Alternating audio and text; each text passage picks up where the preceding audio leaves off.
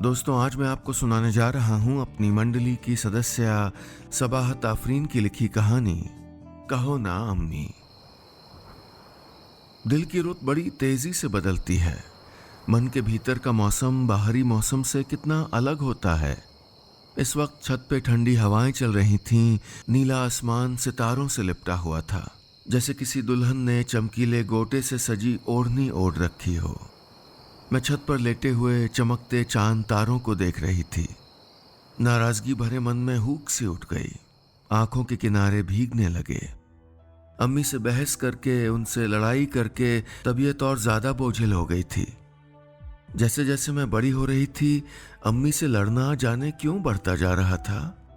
ये जाने 18 की उम्र में खुद पर बढ़ने वाला यकीन था या बचपन से इकट्ठा की गई खलिश। लेटे हुए आसपास के सोते हुए मकानों पर नजर गई तो एहसास हुआ कि एक मेरे सिवा बाकी सब अपनी जिंदगी में खुश हैं। मैंने पैदा होते ही ऐसा कौन सा गुनाह कर दिया था जिसके एवज में अब तक बेसुकूनी की सजा मिल रही थी। कल नानी आने वाली हैं, इस खबर से भी कोई दिली खुशी नहीं हो रही थी। मेरी जिंदगी के हालात की जिम्मेदार कुछ हद तक तो वो भी थी ना। ये सोचते हुए मेरी आंखें फिर से छलछला उठी। मैंने शिकायती नजरों से आसमान को देखा तो एक नन्हा सितारा मुझे देख रहा था। वो कम चमक वाला सफेद हल्का सा धब्बा। हाँ, ऐसे ही तो गुजरा है मेरा बचपन, तन्हा तन्हा और धुंधला सा। मेरा बचपन। मैं छोटी सी 7 साल की बच्ची जो स्कूल से आकर घर की सीढ़ियों पर खामोशी से बैठ जाती। वो देखती रहती थी आस पड़ोस के बच्चों को। वो जो घर आते ही स्कूल बैग फेंक कर कैसे लाड़ से माँ से चिपक जाते थे, और मैं घुटनों में सर टिकाए आधी नींद में घिरी अम्मी का इंतजार कर रही होती थी। खटाक की हल्की आवाज से ताला खुलते ही समझ जाती थी कि अम्मी आ गई हैं।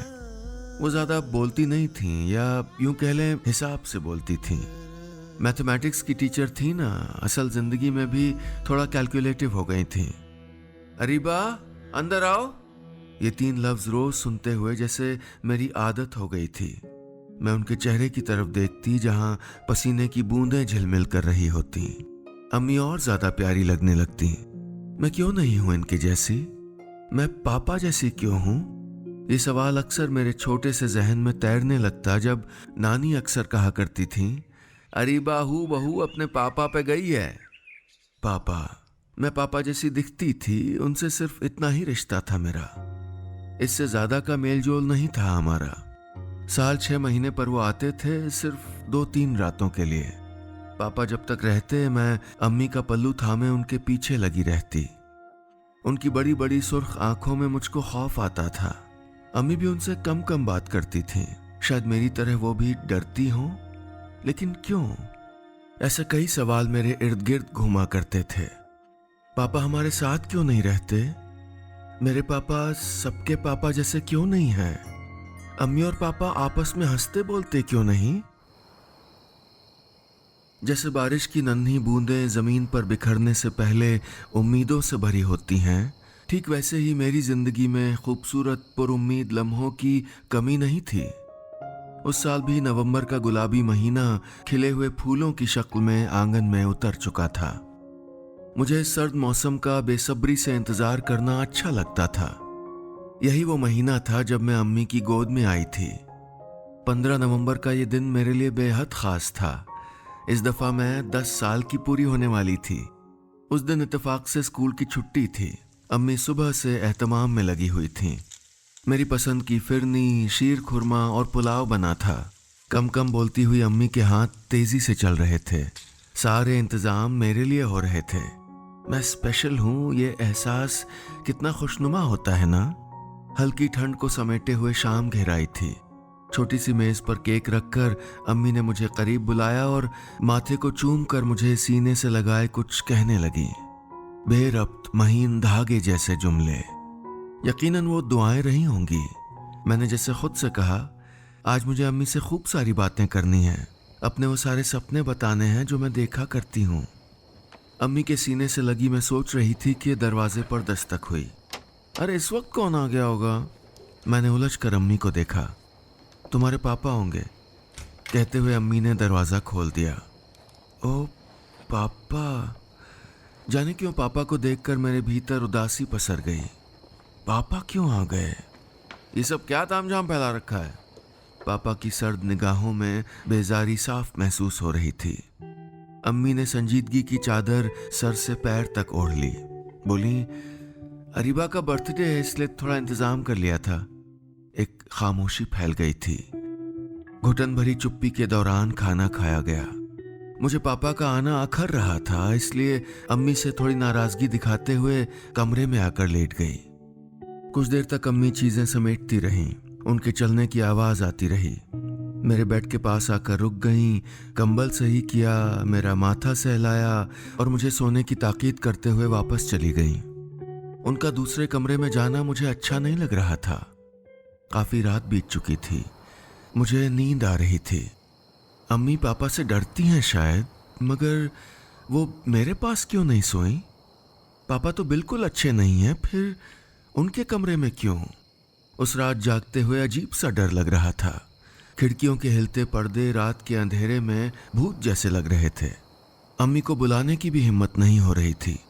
मैं धीमे धीमे चलती हुई उनके कमरे के बाहर खड़ी हो गई और जैसे ही अम्मी को पुकारने को हुई वैसे ही मेरे कानों में हल्की सी हंसी की आवाज आई। ये तो अम्मी की हंसी है। वो हंस रही हैं, खिलखिला रही हैं, मगर क्यों? मेरे कच्चे जहन में अजीब किस्म के ख्याल पनपने लगे। अम्मी तो पापा को पसंद नहीं करती। फिर मैंने बचपन से यही देखा था। जब कभी पापा आते और सुबह वापस जाने लगते तो दोनों में खूब लड़ाई होती थी। लेकिन आज इस हंसी का मतलब क्या था? हमारा जहन गीली मिट्टी जैसा होता है। एक दफा कुछ नक्श हो जाए तो सूख जाने पर भी नहीं मिटता। अपने बचपन की स्याह सफेद यादों को गले से लपेटे हुए मैं रोज बड़ी हो रही थी। मेरे दिल में अम्मी पापा के लिए समंदर जितनी बातें थीं, मगर इस समंदर को नदी तक जाने के लिए कोई रास्ता नहीं था। चटखे हुए रिश्तों के दरमियां बड़े होते बच्चों का मन भी कहीं न कहीं दरक जाता है। खामोश होना सब कुछ ठीक ठाक हो जाने का इशारा हरगिज नहीं होता। मेरे मन में शिकवे शिकायतों का एक जहां आबाद था, लेकिन बज़ाहिर चुपचाप अपने आप में गुम रहती थी। वक्त गुजरने के साथ मैं कद में अम्मी के बराबर हो गई थी, मगर फिर भी हम दोनों अपने दायरों में कैद रहते थे। जाने क्यों? ज्यादा बातचीत नहीं, बस जरूरत के तहत लबों को जुम्बिश दे दी जाती थी।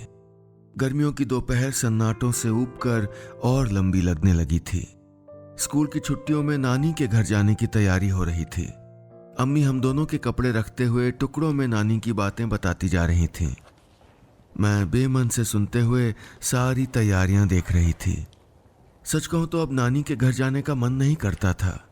बचपन में नहीं समझ पाती थी कि अम्मी पापा को लेकर पूछे जाने वाले रिश्तेदारों के सवाल जवाब के क्या मतलब होते हैं, लेकिन बड़ी होने के बाद उनकी बातें मन सुलगा जाती। हाँ, मैं जानती थी कि हमारे पापा साथ नहीं रहते थे, लेकिन इन सवालों के पूछे जाने का मतलब क्या, और कोई पूछे क्यों?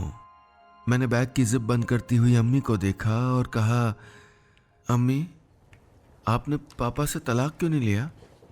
वो कुछ लम्हे खामोश रहीं, जैसे जवाब देना जरूरी नहीं समझती। फिर जरा देर रुककर बोली, हिम्मत नहीं कर पाई, बुज़दिल थी ना।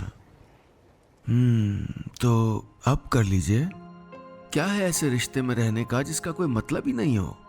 मैंने अपने भीतर की तकलीफ को लफ्जों की शक्ल दे दी थी।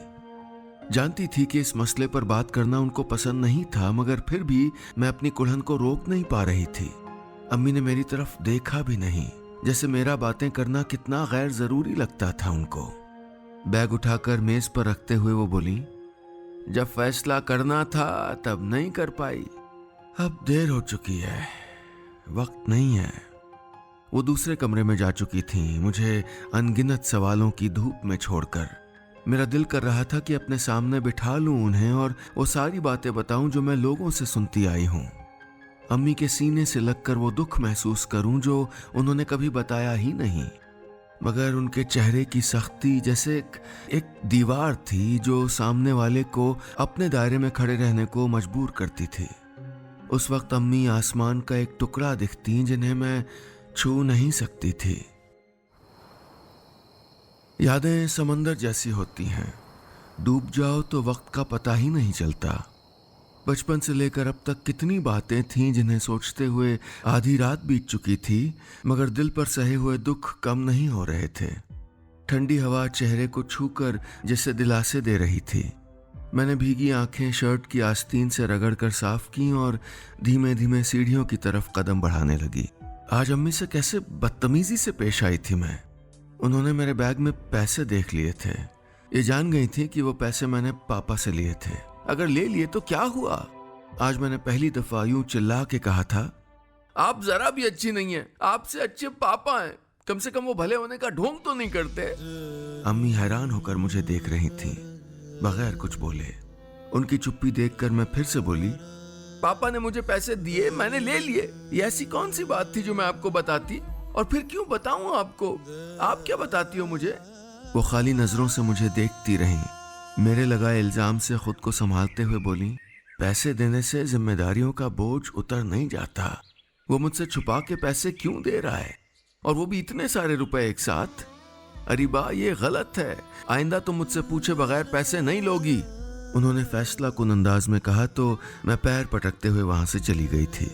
सीढ़ियां उतरकर नीचे पहुंचकर अम्मी के कमरे में झांक कर देखा। लाइट्स ऑफ थीं। शायद वो सो रही थीं, या फिर अंधेरे में लेटी हूं शायद। मैं अपने कमरे में आ गई। जहन थक के चूर हो चुका था। मैं सोना चाहती थी, मगर आंखों से नींद का दूर दूर तक वास्ता नजर नहीं आ रहा था। मैं घूम फिर के उसी पैसे वाली बात में उलझ गई। मेरा दिल अम्मी की तरफ से साफ नहीं हो रहा था। मेरे जाने के बाद वो जरूर मेरी चीजें चेक करती हैं, लेकिन क्यों? अम्मी को मेरा बैग चेक करने का हक किसने दिया? क्या मेरी कोई प्राइवेसी नहीं थी? और फिर मैं क्या नहीं जानती कि वो पापा को किस हद तक नापसंद करती हैं? फिर भी वो शामिल है ना उनकी जिंदगी में, उनके शौहर बनकर। वैसे ही अगर मैंने उनकी बेटी की हैसियत से पैसे ले लिए तो कौन सा गुनाह कर दिया? और अगर मैंने गुनाह किया था तो वो जो अम्मी इतने सालों से करती आ रही थी वो क्या था? मेरी दोस्त ट्रिप पे जाती थी, मजे करती थी, लेकिन मैं बाहर घूम नहीं सकती, अपनी मर्जी से पैसे खर्च नहीं कर सकती। क्या उन्हें मुझ पे भरोसा नहीं था? आखिर इतनी टोका टाकी, इतनी सख्ती, इतनी खोजबीन का मतलब क्या है?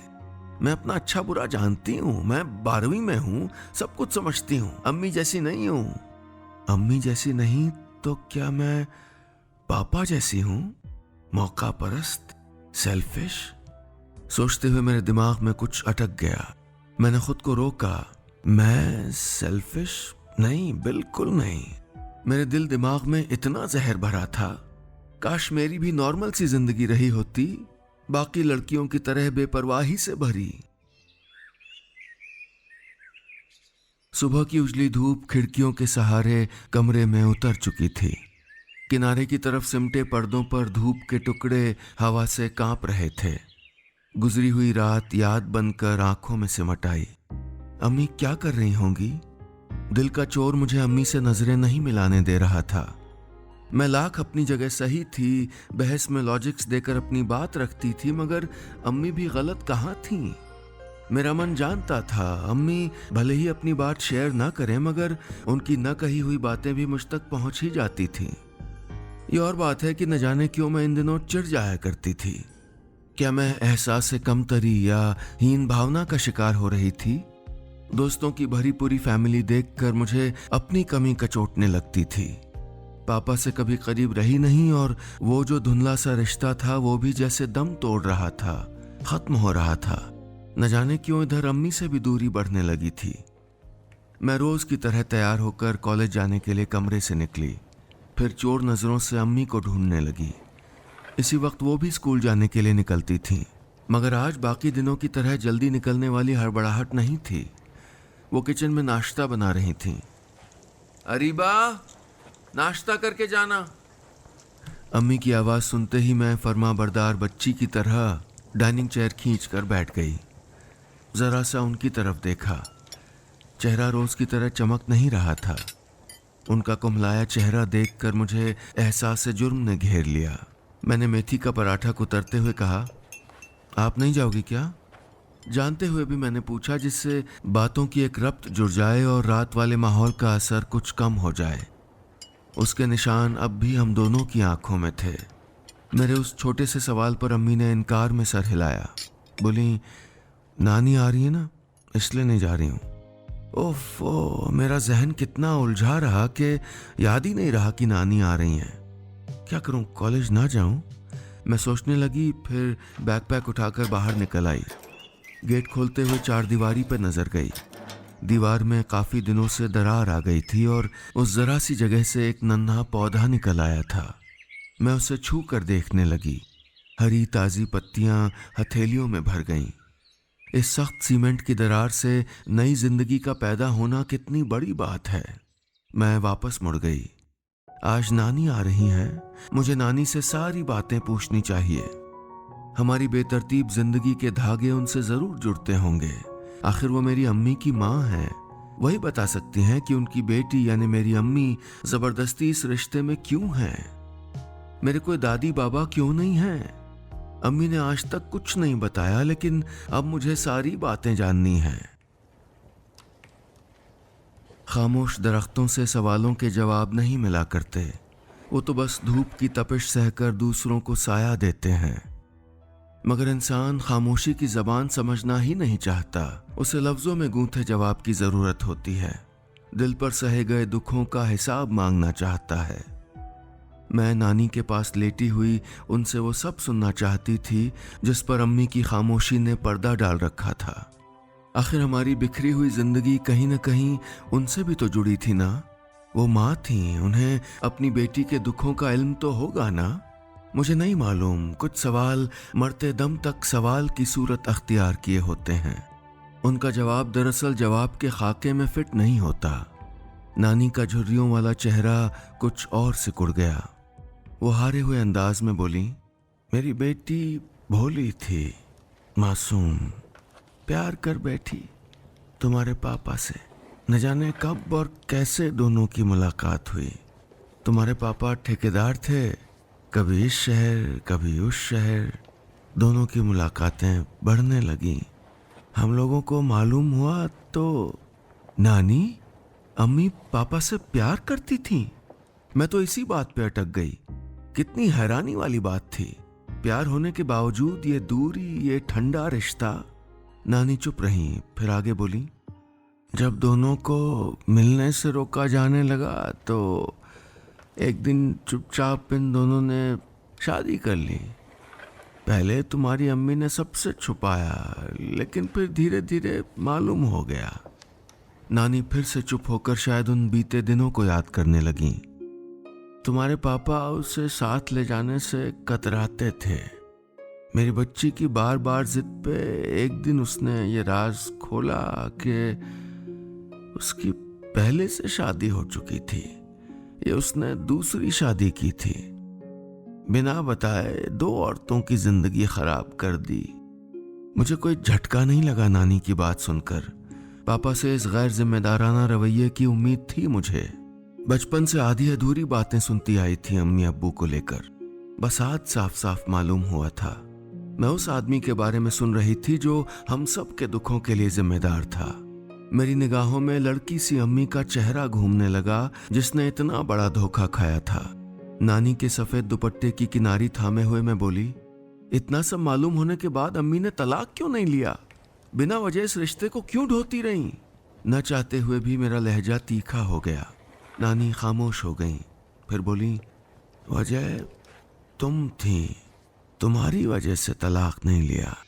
हम सब ने कितना समझाया मगर नहीं मानी। बेटा, माएँ औलादों के लिए अपने अरमानों को राख कर देती हैं और वही औलाद उस राख को जूतों से हटा के आगे बढ़ जाती है। यही दुनिया है मेरी बच्ची। नानी अपनी सूखी आंखों से न जाने कहां देख रही थी और मैं खूब सारा रो लेना चाहती थी अम्मी से लिपटकर। उनका डर, उनकी रोक टोक, उनका इस रिश्ते में बंद कर रहना, वो भी मेरी वजह से, सब समझ में आ रहा था। मैं उनकी उंगलियों को चूम कर उन्हें भरोसा देना चाहती थी।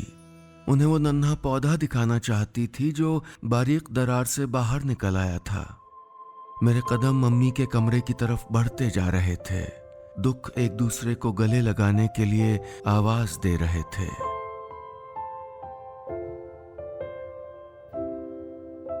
बस इतनी सी थी ये कहानी।